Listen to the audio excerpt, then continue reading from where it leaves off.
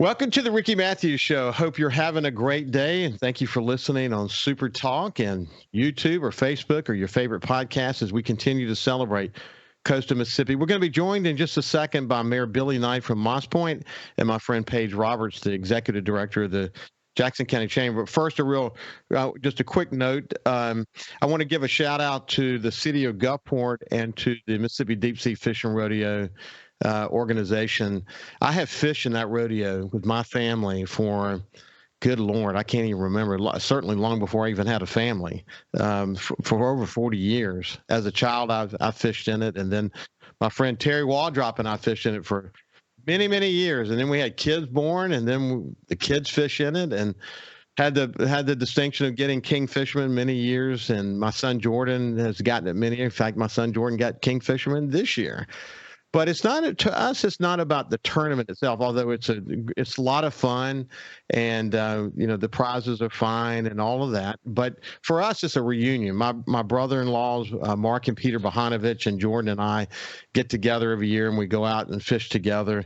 We want to support the rodeo because the rodeo has had such a wonderful place in the sort of the tourism community of coastal Mississippi. Now that it's at the Barksdale Pavilion there at Jones Park, it's just really well done. And it's a great chance for kids to get in contact with the fish. They clean the fish and serve them as food at the rodeo. It's a good old school fishing rodeo, and they did a great job this year. And I just want to congratulate them. For people who don't get it, you probably ought to go and see for yourselves. It's become sort of a music festival on top of that. And then, of course, it culminates with fireworks. And of course, all up and down the coast of Mississippi, you saw fireworks happening, and that was really cool. But you know what? It's interesting that in the midst of the 4th of July, which is a great opportunity for us to be patriotic in the moment, we can move so fast and move on from forget what's happening here in coastal Mississippi for a moment, and not remember that one of our cities, Moss Point, is still recovering from a tornado. And so I don't want the festivities, which I think is important for coastal Mississippi, brings people together. Thousands of people went to these various events and enjoyed the fireworks. We got to circle back and remind ourselves that one of our cities is still trying to get back on, its feet. And with that said, I wanted to invite my dear friend, someone I admire greatly, who's, as I referred to him before this show, the Energizer Bunny, Mayor Billy Knight, and my dear friend Paige Roberts, who is the Executive Director for the Jackson County Chamber. She has Red Cross experience. She is, in her heart, a disaster recovery expert. She has been volunteering tremendous amount of her time in Moss Point since the tornado went through that city. But before we go any further, let me just welcome you guys to the Ricky Mathews Show. Thank you, Rick. Thanks for having us here. It's great to see you. Yeah.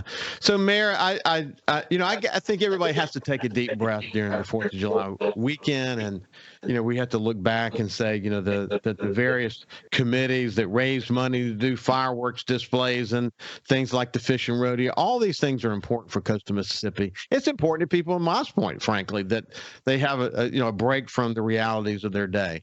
But there was a path of a tornado that the people who lived in that path, many of them might have been near the edge to begin with, financially and otherwise, and suddenly they find themselves where they're in a recovery mode again. So for them, even though the path is the path, it may have not affected some people at all, and other people might have destroyed their homes. For them, this is their Katrina. And it's important for the city in this moment to come to sort of the aid of this community and not just deal with the aftermath of this tornado, but do, as you said on my show a week or two ago, your goal is, some people may be a paycheck away from the disaster. If you could get them the 2 paychecks away from the disaster, you will have achieved your goals. But it does reveal vulnerabilities when you have a tornado. So we're going to walk through all of those things. But Mayor, why don't we take a step back for a second and remind people what happened in Moss Point? Well, it was a shock to us because, it's just, you just can't prepare for a tornado. You know, with a hurricane, you know, we do have some warning and we have time to prepare. But, you know, we, like other areas that have a tornado, you know, you're not prepared. I mean, you don't get very much warning. So we were totally in shock when it happened because, you know, we just have not experienced this before. And so the concern is, you know, how do you deal with this? What do you do the next day? You know, after you got beat up real bad, what do you do the next day? And we were kind of shocked on what to do, other than we saw all this damage and we wondering, how do we deal with it? And, you know, we finally had to come together the next morning with the county, and we had some MEMA people here and had all of our team here to talk about what do you do next. So it was a big shock, and our people now are still trying to work their way through the whole thing, Rick, and it's taken us a little while to figure it all out. And it wasn't for people like Paige, you talked about earlier with this experience of Red Cross. If it wasn't for Paige being a part of the team and volunteering her time, like you said, I don't know what we would have done, man, because she really was able to come in because of her experience in this work and give us some guidance on how this ought to be done. And she's been here from day one, man, working her tail off to make sure we get this thing right. And even at that, you know we don't get everything right, but she's done the best she could to do everything to get people information and get people in the right place at the right time. And so we in Moss Point are just grateful for her help and all the support she's given us. You know, Mayor, I've said this many times on my show, but it's in a moment like this when you have a challenge in a community, is when you find out what is in the heart and soul of people. And in my conversations with Paige, you know, the volunteers that come to the forefront and just, you know, come out of nowhere and want to help. It's amazing to watch that. And I once you get sort of through the shock of it all, and then begin to see, man, we've got some incredible people here who are willing to go out of their way to help this community come back. It sort of restores your confidence in human beings, doesn't it? It does. You know, the thing that I was talking to the Church of Latter-day Saints leadership last Saturday, and you know, and I said to them, it's really tragic that we have to have a tragic to bring us together. Yeah. And I asked the question, I said, guys, tell me, how can you help me keep this going? Why can't we keep this same spirit after this is over? Why do we have to have a tragedy to bring the best out of us? Why can't it always be there? And so we made a goal that we'll somehow try to maintain this spirit of gratitude, the spirit of togetherness, the spirit of supporting each other. After all this calmed down, we want to try to keep that going and not let a tragedy bring us together all the time. Yeah, I had let's say it's interesting. I had a conversation a week ago on my outdoor show with a guy named Major Glenn Jackson. And he's African American. He's a leader of one of the shooting ranges called the Turcotte Shooting Range, a real world-class shooting range as part of the Department of Wildlife, Fisheries, and Parks. And I didn't know where he's from. And so we're just having small talk at the beginning of the conversation. And I said, well, where did you grow up, Glenn? And he said, Rolling Forks. And I said, Rolling Forks, my goodness. I had no idea. Well, how is your family? He said, we're doing well. They all survived. We lost 10 homes in the tornado. But the conversation immediately gravitated toward the spirit of Mississippians and what he's seeing in the way people come together in moments like this. Now, look, it's hard to sustain that because people's lives pull them back and they get back to doing the things they were doing before the storm occurred. But keeping people focused on it is one of the reasons why I love the fact that Paige has volunteered so much of her time in this effort, because she knows what you've got to do to prioritize your project plan and understand, what are the must do things you got to do to keep people's attention on the issue. But still, it was touching to hear what he had to say about what he's learning about the average Mississippian in this time of need. And I know you've seen it too, Mayor. What's interesting to me though is because I've held you up as an example on the show on a regular basis, and I've held Paige up as an example as well. That the role that the chambers are playing in coastal Mississippi, the Jackson County Chamber is a great example of this. It's not your father's chamber anymore. They're involved in community development. They're involved in grant writing. They're involved, and the way that you and Paige had partnered on economic development, on your plan, your recreational plan, on restoring confidence in the leadership of the Moss Point leadership. All the work that you were doing, the work that you're doing at I-10, the work that you're doing in your beautiful River City, all of these to-do items that you were involved in, suddenly on this day, with this path of this tornado, suddenly as a mayor, your attention's got to shift again. And it really taxes you. I know it's not easy to be a mayor. When we come back, we're at the end of this segment. When we come back on the other side, we'll talk about what it was like to have to shift gears in the midst of all this positive activity that was happening in Moss Point. We'll see you after this break. Welcome back to the Ricky Mathews Show. I have Mayor Billy Knight, the mayor of Moss Point, that has had to deal with a tornado, and my dear friend Paige Roberts, who's the executive director of the Jackson County Chamber, who's been volunteering a mountain of her time to the mayor and the team at Moss Point to work on a recovery plan for Moss Point, and we're trying to get a sense of all of that. But when we went to the break, Mayor, I was talking about how, 1 minute you're working on economic development, just implementing your recreational plan, restoring faith in the leadership of the city, and the next minute you're having to figure out, okay, how do we get ourselves out of this mess as it relates to the tornado? We saw that a lot after Katrina. Some mayors were up to the task and some weren't. But the reality is that a resilient city starts at the top. You got to have a leader that's willing to bounce back and get into the trenches, and then you have to have volunteers and people in key roles that understand that not only do we have to get through this, but we have to capture what we're learning about where there are vulnerabilities in our community and what this revealed about those vulnerabilities. We'll come to that in just a second. But you literally had to shift gears in the moment, didn't you, Mayor? Yeah, we did, and we had no choice but to do that, Rick. But we have to do more than one thing at a time. We gotta, I say you gotta be able to chew gum and walk at the same time.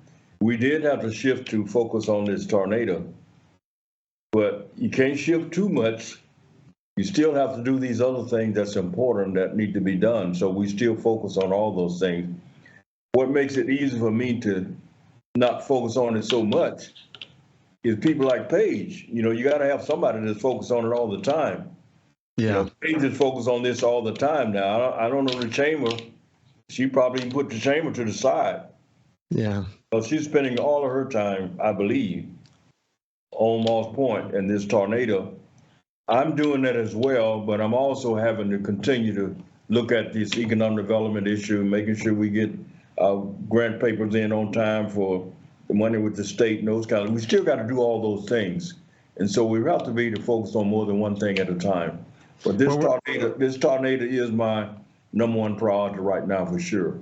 Yeah, Paige is lucky because she's got a board of directors that support her greatly and understands that helping Moss Point, rebound and not just rebound, but to capture the learnings in a way to say, okay, these are reasons, these are compelling reasons why we have to be focused more on resiliency as a community, so that our ability to bounce back in the future is going to be even better. And this is why this economic development plan you're working on, this is why the recreational plan that you're working on, this is why all the things that you're doing are so darn important, because it's going to cause the tide to lift, and a rising tide lifts all boats.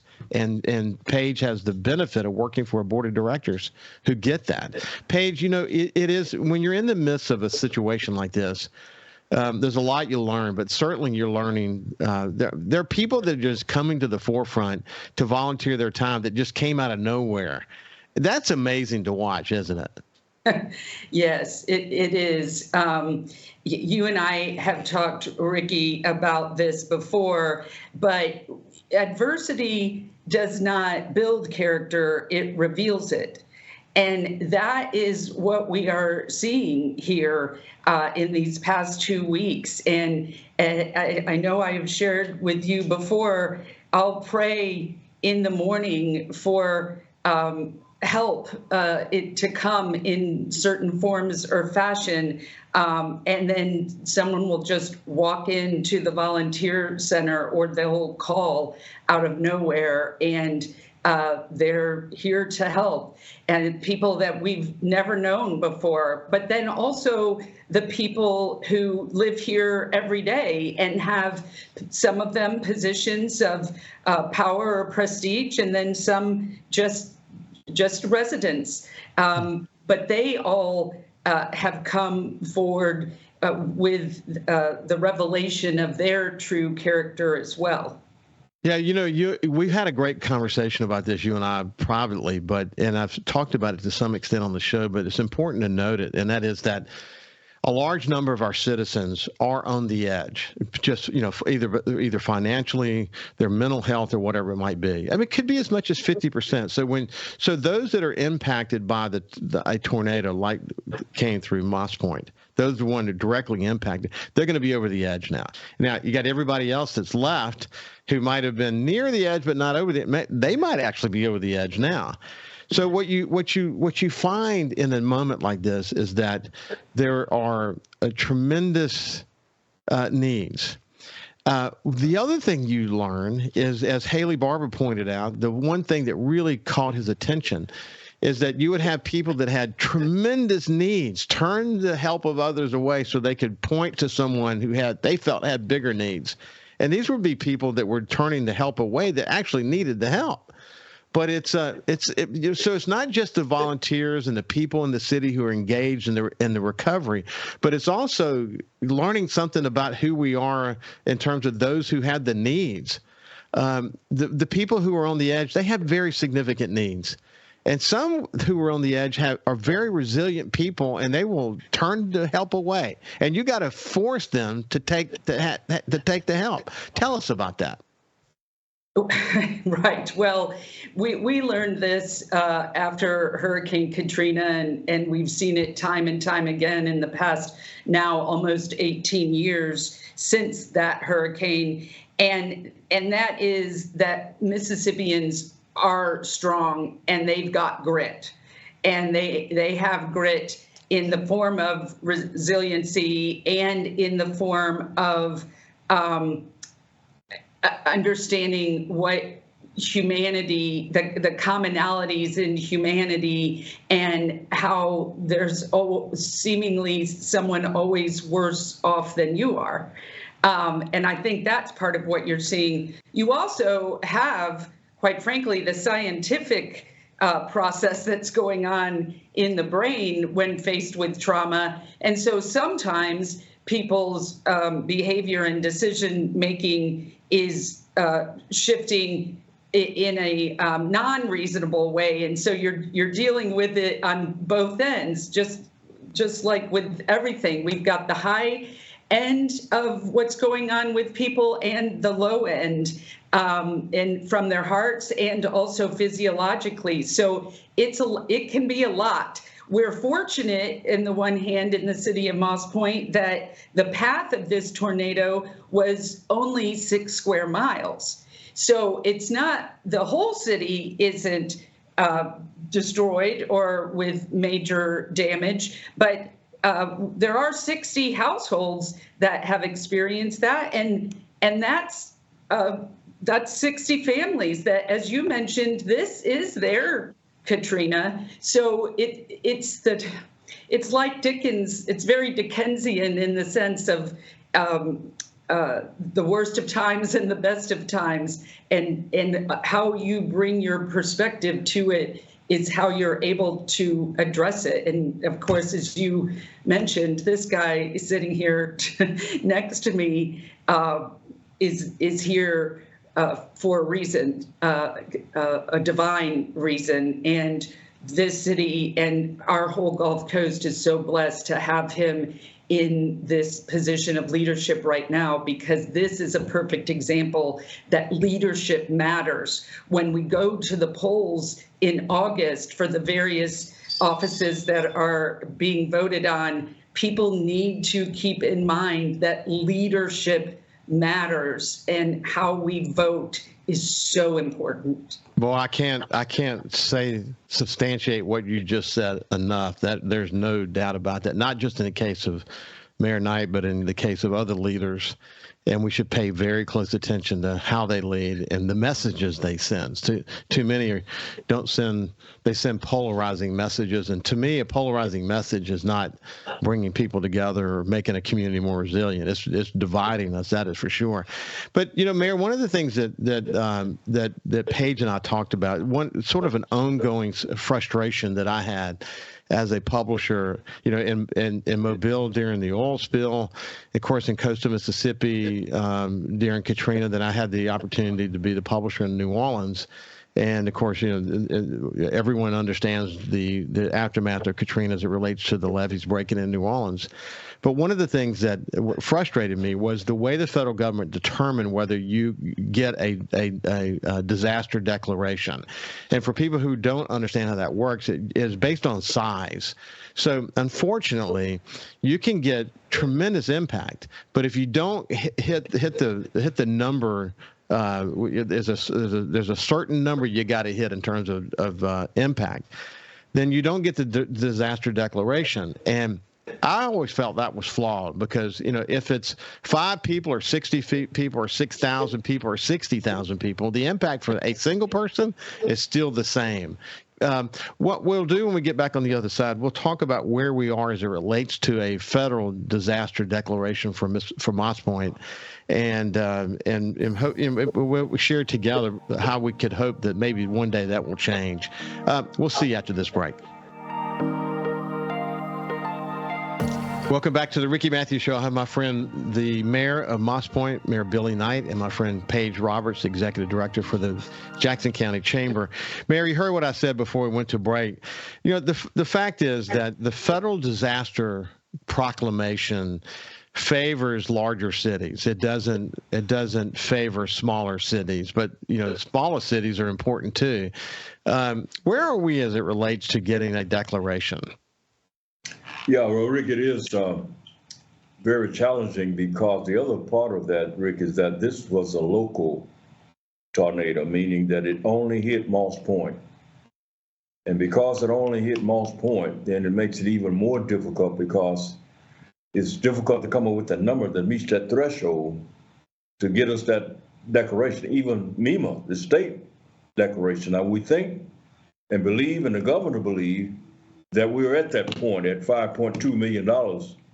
So he have recommended and asked the president of FEMA, FEMA to come in and validate those numbers.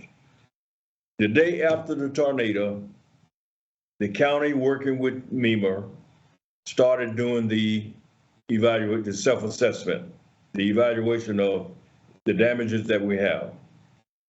Damage assessment, they started it the day after. On Friday of that week, those numbers was completed and sent to the governor. The governor, staff, they've been evaluating those numbers, and they decided that they believe these numbers meet that threshold. So they've asked FEMA now to come in and validate those numbers. And we're waiting for FEMA to come in, but that is the process. The county, working with MEMA, does the assessment, damage assessment. They forward those numbers to the governor, and 5.2 million is what we're looking for. If you satisfy that, then the governor requests FEMA to come in to validate that. If FEMA comes in and says, yes, they agree, then the governor can ask the president to declare this a federal disaster. And with that declaration, it means that now our people can get some individual help. Without that, those people that do not have insurance, they'll count out there on their own. Yeah. And Ricky, that is with public assistance. The $5.2 million threshold is for public assistance. Yeah. The individual assistance is a different formula. And so that's why the FEMA verifying these numbers is so important. And it's also possible to get a declaration for public assistance and not individual assistance, or vice versa. That's all possible. And so, it's analytical, it's political. This is awful, what's happened in Moss Point, but it may not be awful enough. As you mentioned, depending on the various formulas and the math of it all, which, there's math and then there's human existence, and they try to bring them together as responsibly as they can. Well, I know what's important for people to know, if they don't know this, is that the way that this works with FEMA is it's based on an event. So you can't, if you have an event here and in maybe a week or so you have another tornado, it's not like you can add the costs of those two tornadoes together. However, if you have a thunderstorm front that comes down and you've got weather events that are spinning off of that, maybe there's a chance to bring some cities together related to that single front. It'll be interesting to see if they're able to pull that together. But I think the most important thing to understand here is that it is not, the program is not set up for small towns that might be impacted, which is really unfortunate. And it triggers a reimbursement approach for the cities and the county that are really important, but it also triggers a list of services that could be available to a single homeowner, especially in poor areas that are impacted. But I say that poor area, but I often said after Hurricane Katrina, based on what your insurance situation was, that Katrina was an equal opportunity destroyer. It redefined what poor was. Suddenly, people who had means, if you had your business destroyed and your home destroyed and you had money before, you don't have any money now. You're now needing services of the government, which is why I always said, as a sort of a moderate conservative, I believe that conservatives, that the way I see conservative on the business side is for businesses, the free enterprise system, to be bolstered and encouraged. But on the social side, events like Katrina, like this tornado, can redefine poor, and there's a role for government to help us. And it shouldn't be based on whether you meet a threshold or not. That's the part to me that's very frustrating. In the meantime, you have to assume that people may not get the services that would be provided to them, and that means that need for volunteers is greater. That means that you've got to find other ways to find the ways to fill the gap, or essentially, don't you, Paige? Yes, and that is where the long-term recovery committee process is so helpful, and that is something that T. McCovey with United Way for Jackson and George counties and I addressed the Board of Supervisors on Monday of this week here in Jackson County to request that we be able to stand up in LTRC along with MEMA to start addressing the long-term unmet needs through casework, so that all of the government, non-government, and faith-based organizations that have resources of any kind for these 60 households who experienced major destroyed level damage can start to get those unmet needs met. It is also why anybody who wants to help but does not have a chainsaw or the ability to put on tarps can give to rebuild Moss Point through the Merchants and Marine Bank system, because that is the fund that also will help with some of these long-term unmet needs. As you mentioned with the insurance, it looks like of the 60 homes major and destroyed, we think maybe 5 have insurance. Yeah, that's so unfortunate, but I'm not surprised by that, because the big learning coming out of Katrina was that people were either not insured or incredibly underinsured. And some of that's due to homes maybe being owned and being passed through the families, and there are a lot of reasons why people find themselves in a position where they're either not insured or underinsured. The least of which, obviously, is the fact they may not have the money to do it. And of course, if they have a mortgage, they have to have insurance. But unfortunately, in a lot of cases, there's not a mortgage engaged here, so you're dealing with a situation where someone was living on a shoestring and just didn't have the resources to rebuild. I mean, that's typically the situation, right, Paige? Yes, and also a good number of these residents are elderly. Yeah. And as you mentioned, and was quite evident after Hurricane Katrina, is this passing down through the generations of property, but not necessarily with legal documentation. Yes. And so that can also sometimes be a hindrance and a pretty big obstacle, because who actually owns the home or the property, and then are the renters. How many of these people are actually renters? And so they're then left with totally no control over the roof over their head because they didn't own it to begin with. Mayor, you're having to learn things about this subject that you hoped you wouldn't have to learn, I know, but it is there's a lot there to learn, though, isn't there? Yes, it is, Rick, and I'm open to that. I'm a lifelong learner. So this is just another part of this learning process I'm going through. And, Rick, I tried to get this job 3 times, and this is the time I got it. And so I've said to you before, I'm going to take this lemon that God dropped in my lap, and I'm going to make lemonade out of it. And we want our people to believe that we can do that, and we're going to work together every day to get it done. And leadership does matter. So my leadership is being tested now, Rick. I talk about leadership a lot, and I've said it before I got this job, that leadership matters.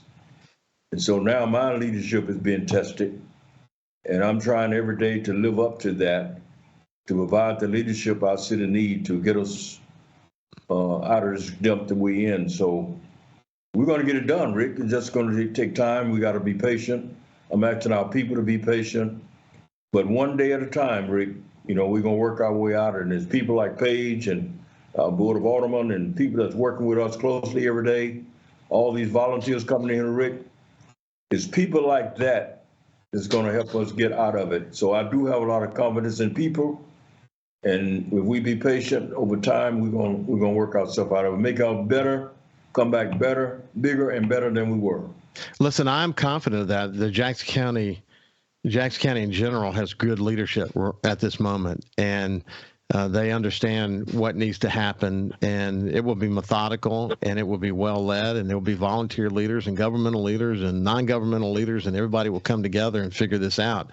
And mainly because you're in that role, because you're bringing people together and inspiring them. When we come back for the final segment, we'll talk a little bit more about what you can do to help Moss Point. We'll see you after this.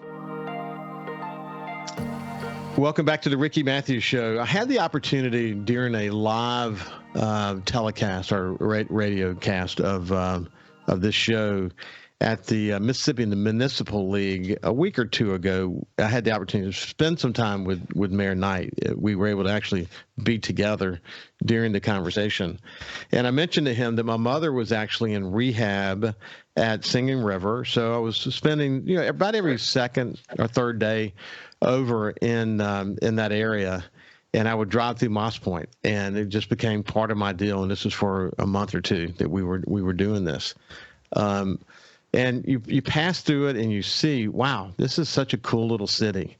This city has so much potential, particularly, being right there on the river, and something you guys have talked to me about and helped me understand how important that is to the city. A couple of times I went through there were events happening there, and wow, what a great venue for having an event for the city. But that drive, though, that drive is the drive. The tornado passed right across the drive from downtown Moss Point to where I was headed, the Singing River. And so anyone who makes that drive on a regular basis, they're reminded daily that there's something going on in the city around recovery. Mayor, when you think about, what do you, when someone says, what can I do to help? What do you say to them? Well, pray for us, first of all. And secondly, if you can volunteer to come, Paige mentioned the long-term recovery fund that we've established at M&M Bank, and United Way is going to manage that money for us. If you can't volunteer, you can always donate to that fund. And those are the two major ways: volunteering, of course, praying for us, volunteering, and donating to that fund. And just know that, you have a good partner with us if you come over and help us in any kind of way, whether it's volunteering or whether you donating to the fund. Because, Rick, I've always said, even before I got this job, that we're all in this together. Mm-hmm. You in Gulfport or whether you're in Moss Point, this Gulf Coast, we talk about the one coast. Well, the other way I put it is that we're all in this together. Yeah. What affect Moss Point affect Gulfport. Whether you believe it or not, whatever happens in Gulfport affects Moss Point. So I don't want Moss Point to be a drag on the city because we're all one coast. We're all in this together. It's people helping people, Rick. That's the way I look at it as well. People helping people. And if we help each other, we're all going to be better because of that. Yeah, I believe we're interconnected as symbiotically as compellingly as you just discussed it. There's no doubt in my mind about that. And as a publisher, I always felt so strongly about it. Talk about it on this show all the time. But, this tide that raises, us all. And at the end of the day, if one of us might be sinking a little bit, we got to help them bail out. Paige, what do you say to someone who wants to help?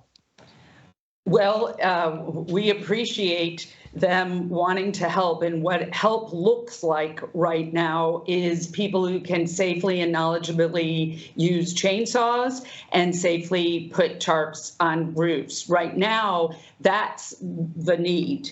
All of the smaller things that could be done, that is done.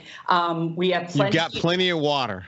Yeah, I have plenty of water, plenty of cleaning supplies. It's not the time to clean out your closet. It is the time to either be able to help in those two high skill level ways or to give to Rebuild Moss Point Long-Term Recovery Fund. We're in the third week now, and this is good that this is where we are. And so that is the main direction for the labor or for the financial assistance for the families with the long-term needs.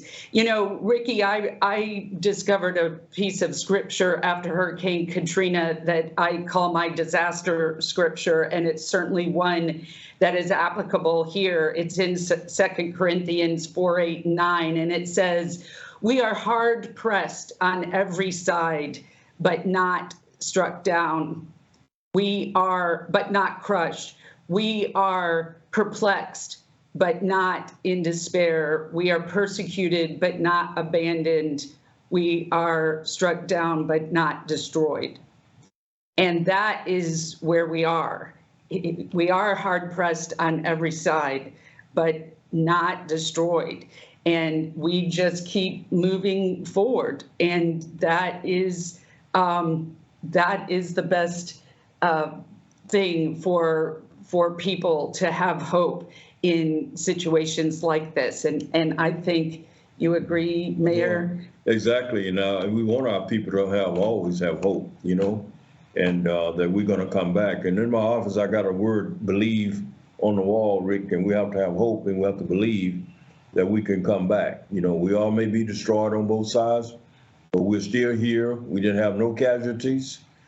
We're blessed for that. So we're still here working, and we're all working together. We can get through it. I can't think of a more wonderful, more beautiful way to end the show. But, I personally stand ready to help you with this show any way I can. And then the other thing is I know that the two of you working together can Man, y'all can battle some monsters and some big mountains together, and I wouldn't go up against you, that's for sure. And I feel confident knowing that the two of you are there doing what you do. God bless both of you. This has been Mayor Billy Knight and Paige Roberts. Y'all have a good day and keep up the great work. Thank you, Rick.